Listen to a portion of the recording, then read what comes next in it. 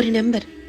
அந்த நம்பர்ல இருந்து இனிமே எந்த காலும் மெசேஜும் வராதுன்னு தெரிஞ்சதுக்கு அப்புறம் அழுது உடைஞ்சு நொறுங்கி ஒரு மூலையில உட்கார்ந்து இருக்கும் போது சில நாட்கள் கடந்து போனதுக்கு அப்புறம் அந்த நம்பர்ல இருந்து ஒரு கால் வருது. நாளைக்கு உன்னை பார்க்கணும், உன்கிட்ட கொஞ்சம் பேசணும்னு.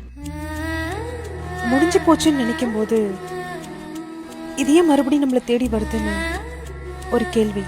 அந்த நிமிஷம், இந்த நாள், இந்த செகண்ட், இந்த நொடி சீக்கிரம் போயிடாதா அப்படின்னு சொல்லி கண்ணை மூடி திறக்கும் போது தட் பர்சன் முன்னாடி நம்ம நிக்கிறோம்.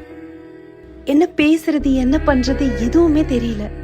பயத்தோடையும் பதட்டத்தோடையும் நம்ம ஹார்ட் பீட் சத்தம் நம்ம காதுக்கே கேட்கும்.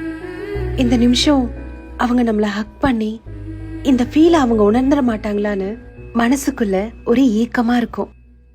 அது எங்க நடக்க போகுது அப்படின்னு சொல்லி தலையை கீழே குனியும் போது திடீர்னு அந்த ஹக், அந்த செகண்ட் சொல்ல வார்த்தையே இல்ல.